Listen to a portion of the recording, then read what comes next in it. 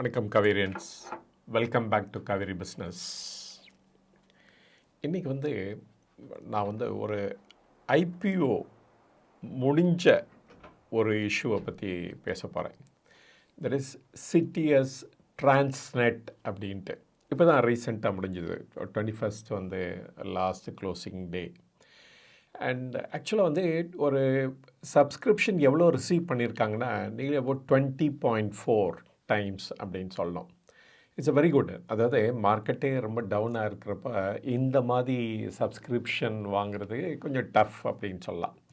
ஆனால் இது particularly retail இன்வெஸ்டர்ஸுக்குன்னு தனியாக ரிசர்வேஷன் எதுவும் பண்ணல. அவங்க நான் இன்ஸ்டிடியூஷனல் இன்வெஸ்டர்ஸ் கேட்டகரியில் தான் பார்ட்டிசிபேட் பண்ணோம். அண்டு ஸோ அந்த மாதிரி இருக்கிற இஷ்யூ 20.4 டைம்ஸ் சப்ஸ்கிரைப் ஆகிருக்கு. இது ஒரு InvIT. There is investment trust. Just like ஒரு ரீட் மாதிரி இதுவும் ஒரு investment trust. Just like PG investment trust பார்த்தோம், இண்டிகிரிட் அந்த மாதிரி இன்வெஸ்ட்மெண்ட் ட்ரஸ்ட் பார்த்தோம்.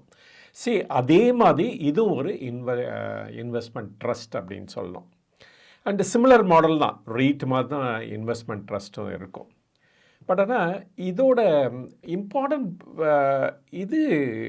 பில்லர்ஸ்லாம் என்ன அப்படின்னு பார்த்தோம் அப்படின்னா, இது தான் ஃபஸ்ட்டு புரிஞ்சுக்கணும். இது புரிஞ்சுக்கிட்டோம் அப்படின்னா தென் இந்த மாதிரி ஃபண்டு வாங்குறதா இல்லையா அப்படிங்கிறத நம்ம டிசைட் பண்ணிக்கலாம். First and the most the revenue stream எப்படி வந்துட்டுருக்கு அப்படிங்கிறத நம்ம பார்க்கணும்.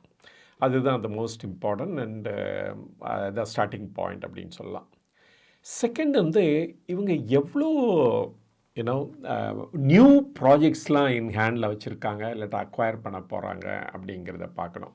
தெர் இஸ் நார்மலி 80% கம்ப்ளீட்டான ப்ராஜெக்ட்ஸ் தான் இவங்க வாங்க முடியும். அண்டு இந்த ப்ராசஸில் இருக்க ப்ராஜெக்ட்ஸ்லாம் இல்லாட்டா ஒர்க் இன் ப்ராக்ரஸ்ன்னு சொல்லுவாங்க, அந்த மாதிரி ப்ராஜெக்ட்ஸ்லாம் வாங்க முடியாது. ஸோ இவங்களுடைய எக்ஸ்பேன்ஷன் எப்படி இருக்குது அதுவும் ரொம்ப இம்பார்ட்டண்ட்டாக நம்ம பார்க்க வேண்டியது இருக்குது. நம்ம பிஜி இன்வெட்லாம் ஏன் இப்போ சரியாக ஃபோக்கஸ் பண்ணல அப்படின்னா, தெர் இஸ் பிகாஸ் அவங்களுடைய எக்ஸ்பேன்ஷன் ப்ரோக்ராமே இல்லை. அண்டு 5 அசெட் தான் ஆரம்பித்தாங்க. அந்த 5 அசெட்லேயே இந்த 5 வருஷமாக ஓட்டிகிட்ருக்காங்க அப்படின்னு சொல்லணும். ஸோ அதனால் அந்த எக்ஸ்பேன்ஷன்லாம் ஒன்றும் இல்லாதனால தான் நம்ம அந்த பிஜி இன்வெட்டை நம்ம அவுட் ஆஃப் ஃபோக்கஸில் எடுத்துகிட்டு போனோம். நம்ம இது ரொம்ப இம்பார்ட்டன்ட். அப்புறம் எப்படி இதை ஃபண்டிங் பண்ணுறாங்க, இந்த புது ப்ராஜெக்ட்ஸ் எடுக்கலாம், அந்த இதுக்கு எப்படி ஃபண்டிங் பண்ணுறாங்க, டெட்டா, ஈக்விட்டியா, இல்லாட்ட ஸ்பான்சர்ஷிப்பா, எப்படி அதை எடுத்து செயல்படுத்துகிறாங்க அப்படிங்கிறத பார்க்கணும். அண்டு அஃப்கோர்ஸ் இப்போ sometimes another fourth pillar also நம்ம கன்சிடர் பண்ணலாம். ஃபோர்த்து இது என்ன அப்படின்னா, இப்போ சப்போஸ் இந்த இது ஒரு ரோட் ப்ராஜெக்ட்ஸ் அண்ட் இந்த ரோட் ப்ராஜெக்ட்னால இது கன்செஷன் கிவன் எவ்வளோ நாளுக்குன்னு பார்த்தீங்கன்னா ஒரு 15 இயர்ஸ் 20, 25 அது மாதிரி கொடுத்துருப்பாங்க. வெதர் இந்த 20 or 25 இயர்ஸ் முடிஞ்சோன்னே இவங்களுக்கே இது கிடைக்குமா, அது எப்படி இவங்க மேனேஜ் பண்ண போகிறாங்க அப்படிங்கிறத பார்க்குறதும் ஒரு இம்பார்ட்டன்ட் அதுவும் ஒரு இம்பார்ட்டன்ட் பில்லர் அப்படின்னு சொல்லலாம். ஸோ இந்த 4 பில்லரும் எவ்வளோ ஸ்ட்ராங்காக இருக்குதுன்னு பார்த்து தான் நம்ம அந்த அந்த இன்வெட்டில் இன்வெஸ்ட் பண்ணுறதா இல்லையாங்கிறத நம்ம டிசைட் பண்ணலாம். இந்த இன்வெட் ட்ரஸ்ட்டு பார்த்தீங்க அப்படின்னா இது ஃபார் அ ரோட் ப்ராஜெக்ட் அப்படின்னு சொல்லணும். ரோட் ப்ராஜெக்ட்லாம் பார்த்திங்கன்னா சில டைப் ஆஃப் கேட்டகரிஸ் இருக்கும். ஒன்று இவங்களே பிட் பண்ணி எடுத்திருப்பாங்க, இவங்களே அதை கன்ஸ்ட்ரக்ட் பண்ணி ஒரு சர்டன் நம்பர் ஆஃப் இயர்ஸுக்கு அவங்க அதை டோல் கலெக்ட் பண்ணிகிட்டே இருப்பாங்க. அது ஒரு type of project. Second where HAM project அப்படிங்குவாங்க. There is hybrid annuity model. There is யார் இதை அவார்ட் பண்ணுறாங்களோ அவங்களே ஒரு 60%, 40% அது மாதிரி ஃபண்டே கொடுப்பாங்க ஃபார் எஸ்டாப்ளிஷிங். அந்த பேலன்ஸ் அந்த பில்டர், அந்த ரோடு பில்டர் இன்வெஸ்ட் பண்ணி அவங்க அவங்களுக்கு இன் ரிட்டர்ன் வருஷத்துக்கு எவ்வளோ அமௌண்ட் அப்படின்னு கொடுப்பாங்க. அந்த கான்ட்ராக்ட் முடிகிற வரைக்கும் அது இன்ஃப்ளேஷன் அட்ஜஸ்டடாக இருக்கும். அண்ட் அதர் ஆஸ்பெக்ட்ஸ் கூட அதில் இருக்கும். லைக் ஃபார் எக்ஸாம்பிள் அந்த எக்ஸ்பயரி முடிஞ்சோன்னா திருப்பி கூட அவங்களுக்கு அந்த ரைட் ஆஃப் ஃபஸ்ட்டு டினாயல் கொடுப்பாங்க. ஸோ அதனால் இவங்களுக்கு தான் ஃபஸ்ட்டு ரைட் இருக்கும் டு அக்செப்ட் த ஆஃபர். இவங்களுக்கு இல்லைன்னு சொன்னால் தான் அவங்க வந்து வேறு யாருக்காவது போய் அதை விற்க பார்ப்பாங்க. ஸோ இந்த 2 மாடலில் தான் நார்மலி இந்த ரோட் ப்ராஜெக்ட்ஸு டெவலப் பண்ணுறாங்க அப்படின்னு சொல்லணும் நம்ம.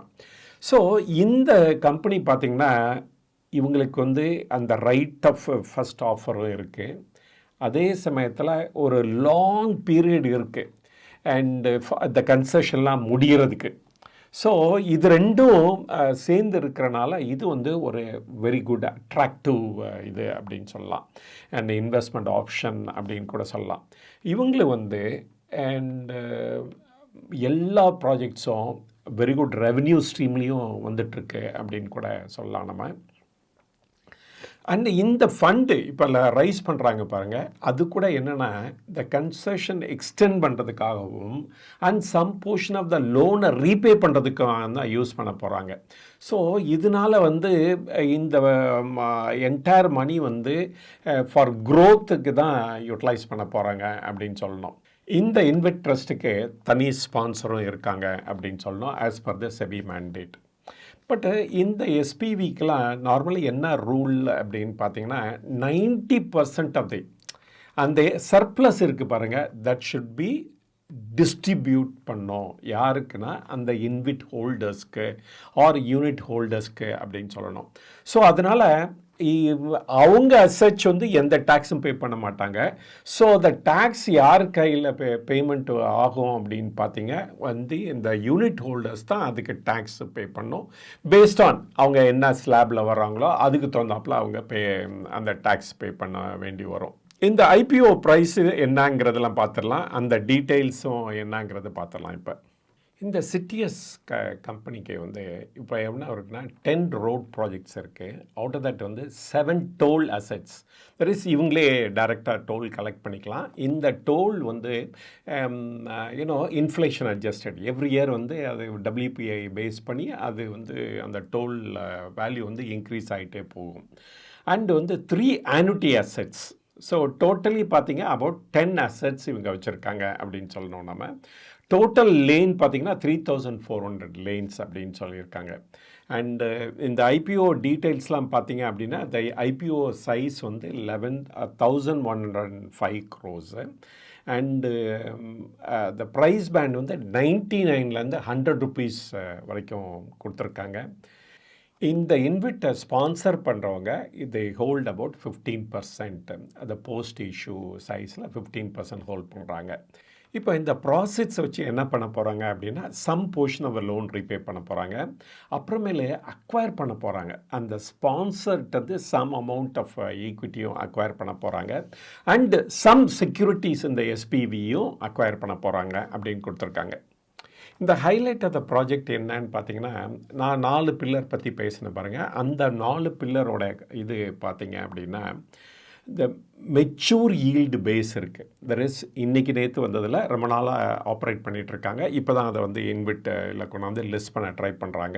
ஸோ அதனால் அந்த மெச்சூர் பேஸு இது வந்து வெரி ஸ்ட்ராங்காக இருக்குது. செகண்ட் வந்து இந்த கேபிட்டல் ரைசிங் இப்போ ரைஸ் பண்ணுறாங்க பாருங்கள், அது கூட வந்து மாட்ரேட் லெவலில் இருக்குது performance. Then sponsor acquisition pipeline is also strong. There is future expansion அந்த மாதிரிக்கும் money will be easily available. அந்த இதுக்கும் இவங்க வந்து ப்ரோக்ராம் பண்ணிகிட்ருக்காங்க அப்படின்னு சொல்லணும். And the replacing of existing கன்செஷனுக்கு வந்து தட் இஸ் வெரி இம்பார்ட்டன்ட். அது கூட இவங்க ரெடியாக இருப்பாங்க அந்த டைமில் அப்படிங்கிற கூட சொல்லியிருக்காங்க இந்த ஐபிஓ டாக்குமெண்ட்டில். ஸோ இந்த 4 பில்லர்லேயும் பார்த்தீங்கன்னா மாட்ரேட் டு ஸ்ட்ராங் பர்ஃபார்மன்ஸ் தான் இருக்கிறனால இந்த ஐபிஓ வந்து வெரி குட் ஐபிஓ அப்படின்னு சொல்லி நிறைய பேர் சொல்லியிருக்காங்க அப்படின்னு சொல்லணும். ஐ திங்க் த லிஸ்ட் ஆனோன்னா ஸ்லைட்லி ஹையர் தென் 100 rupees தான் கோட் ஆகும். பட் ஆனால் பிகாஸ் இன்றைக்கி இருக்க ப்ரிவைலிங் மார்க்கெட் கண்டிஷனில் இந்த ப்ரைஸ் வந்து ஃபர்தராக கரெக்ட் ஆகிறதுக்கு சான்சஸ் இருக்குது அப்படின்னு தான் நான் நினைக்கிறேன். இப்போ புரிஞ்சிருக்கோம் ஏன் வந்து இந்த ஐபிஓ ஓப்பன் ஆகிறப்ப இந்த இஷ்யூ பற்றி நான் பேசலை அப்படின்ட்டு. பட் ஆனால் இன்றைக்கி வந்து செபியோட கிளாஸிஃபிகேஷனாக இருக்கட்டும், இல்லாட்ட அது பென்ஷன் ஃபண்டு ரெகுலேட்டர் இருக்காங்களே அவங்களுடைய கிளாஸிஃபிகேஷனாக இருக்கட்டும், அவங்க வந்து இன்விட் ட்ரஸ்ட்டை வந்து என்ன மாதிரி ட்ரீட் பண்ணுறாங்கன்னா, செபியை பொறுத்த வரைக்கும் it's a hybrid, it's a quasi debt அப்படின்னு கூட சொல்லலாம். அண்ட் இன் கேஸ் ஆஃப் இது வந்து again they are treating in a similar way தான். Debt instrument more of a debt இன்ஸ்ட்ருமெண்ட்டை தான் கன்சிடர் பண்ணுறாங்க. பட் ரீட்டுக்கு வந்து இது கிளாஸிஃபைடு கிளியராக அது வந்து ஒரு ஈக்விட்டி இன்ஸ்ட்ருமெண்ட் அப்படின்னு ரெண்டு பேருமே கிளாஸிஃபை பண்ணிட்டாங்க. அதனால் சூனர் ஆர் லேட்டர் நம்ம கூட எதிர்பார்க்கலாம் இதை கூட can be classified as a ஈக்விட்டியாக கிளாஸிஃபை பண்ணுறதுக்கு கிரேட்டர் சான்சஸ் இருக்குது அப்படின்னு சொல்லலாம். ஏன் அப்படின்னா இதுக்கு வந்து ரெகுலராக ஒரு ரிட்டர்ன் கிடைக்கும். அதே சமயத்தில் இவங்க பர்ஃபார்மன்ஸ் நல்லா இருந்து இவங்களுடைய அசட் அக்யூசிஷன் ஃபியூச்சர்லேயும் நல்லா இருந்தால் with a proper equity or debt, then இவங்களுடைய க்ரோத்தும் ஃபினாமினலாக இருக்கும் அப்படின்னு சொல்லலாம் ஆன் த கேபிட்டல் சைட்லேயும். அதனால் வந்து ரெண்டு விதமாக ரிட்டர்ன் கிடைக்கும். ஒன்று இஸ் த கேபிட்டல் அப்ரிசியேஷனால் ஒரு ரிட்டர்னும், அண்ட் அனதர் திங் வந்து on the regular return once in 3 monthsலேயும் அதுக்கும் சான்சஸ் கிரேட்டர் அப்படின்னு சொல்லலாம். ஸோ ஒரு ரெகுலர் ரிட்டர்ன் கிடைக்கிறனால இது வந்து கேன் பி ப்ரிஃபர்டு ஒரு எஃப்டிஏவில் இன்வெஸ்ட் பண்ணுறதுக்கு பார்த்தா இந்த மாதிரி இன்ஸ்ட்ருமெண்ட்டில் இன்வெஸ்ட் பண்ணும்போது உங்களுக்கு வந்து ரெண்டும் பெனிஃபிட் கிடைக்கிறதுக்கு சான்சஸ் இருக்குது அப்படின்னு நான் சொல்வேன். நான் இந்த ரிஸ்க் ஃபேக்டர்ஸ்லாம் எடுத்துக்கிட்டிங்க அப்படின்னா ஒன்று வந்து கன்செஷன் கொடுத்துருக்காங்க, அது கன்செஷன் ரினியூவல் பண்ணணும். இவங்களுக்கு தான் ரைட் ஆஃப் ஃபஸ்ட் ஆஃபர் இருக்குது. ஆனால் அது கிடைக்கல அப்படின்னா then the projects will come to end, அதுலேருந்து வர ரெவன்யூ ஸ்ட்ரீம் எல்லாம் நின்று போயிடும். பட் த ஏர்லியஸ்ட் வந்து 2030 வருது ஃபஸ்ட்டு ப்ராஜெக்ட், ரெண்டு ப்ராஜெக்ட் வந்து 2030 வருது. அது சில ப்ராஜெக்ட்ஸ் ஈவன் 2044 வரைக்கும் வர இருக்குது. அண்டு அதனால் அந்த risk factor is always there அப்படின்னு சொல்லணும். செகண்ட் திங் பார்த்தீங்கன்னா it depends on economic growth. அப்போ எக்கனாமிக் க்ரோத்து இல்லை அப்படின்னா தென் த டிராஃபிக்கும் குறையிறதுக்கு சான்சஸ் இருக்குது, both commercial vehicle as well as passenger vehicle அப்படின்னு சொல்லலாம்.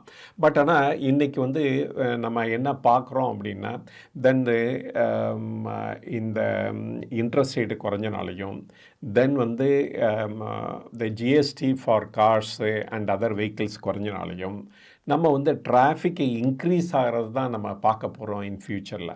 அதனால் இந்த மாதிரி அசட்டுக்கு வந்து அண்டு டெஃபினட்டாக வந்து நிறைய இன்கம் வர்றதுக்கு தான் சான்சஸ் இருக்குது. அண்ட் மோரோவர் இந்த இன்கம்லாம் இன்ஃப்ளேஷன் அட்ஜஸ்டட், அதனால் டோல் ரோடு வந்து எவ்ரி இயர் வந்து இன்க்ரீஸ் ஆகிட்டே தான் போகும் அப்படின்னு கூட சொல்லிடலாம் நம்ம. ஸோ அந்த ரிஸ்க் ஃபேக்டர்ஸ் இல்லாமல் இல்லை, இதுதான் risk factor for this project அப்படின்னு சொல்லுவேன். அண்டு பார்ப்போம் எப்படி வந்து எந்த ப்ரைஸில் இது கோட் ஆகுது அப்படின்ட்டு. அண்டு நம்ம வந்து பிஜி இன்விட்டில் வந்து நம்ம வந்து ஏன் அதில் வந்து சரியாக ஃபோக்கஸ் பண்ணல இந்த டைமில் அப்படின்னா பிகாஸ் அவங்களுக்கு நியூ ப்ராஜெக்ட்ஸ் எதுவுமே வரல அண்ட் அவங்களும் அக்வயர் பண்ணுறதில்ல. அண்டு அதனால் வந்து அந்த ப்ராஜெக்ட்ஸ் வந்து அந்த இஷ்யூ ப்ரைஸுக்கு குறைச்சே இன்றைக்கி கொட்டாயிட்ருக்கு அப்படின்னு சொல்லலாம். தோ வந்து அந்த ₹3 ஆர் ₹12 அ இயர் வந்து அவங்களால ஏபிள் டு மெயின்டைனாக இருந்தால் கூட அண்டு யூனோ த இனிஷியல் இன்வெஸ்டர்ஸ்லாம் they have lost a lot of money அப்படின்னு தான் சொல்லணும் இந்த இஷ்யூவில். ஸோ சர்டன் ரிஸ்க் ஃபேக்டர்ஸ் இருக்குது. அந்த ப்ரொமோட்டர்ஸோட ஃபியூச்சர் கோல்ஸ் அண்ட் ஆஸ்பிரேஷனும் ரொம்ப இம்பார்ட்டன்ட் அப்படின்னு தான் நான் நினைக்கிறேன் நான். ஸோ இந்த வீடியோவில் வந்து இந்த ஐபிஓ பற்றி பேசியிருக்கேன். இது வந்து for information and education purpose தான் and not a stock recommendation. இந்த இஷ்யூவை வாங்கணும் அப்படின்னு நினச்சிங்கன்னா இல்லாட்டா இந்த ஷேரை வாங்கணும்னு நினச்சிங்க அப்படின்னா ஒரு செபி ரெஜிஸ்டர்ட் அட்வைசர்கிட்ட ஒப்பீனியன் வாங்கிட்டு அப்புறம் டிசைட் பண்ணுங்கள். இது வரைக்கும் இந்த வீடியோ பொறுமையாக பார்த்ததுக்கு ரொம்ப நன்றி. மீண்டும் சந்திப்போம். வணக்கம்.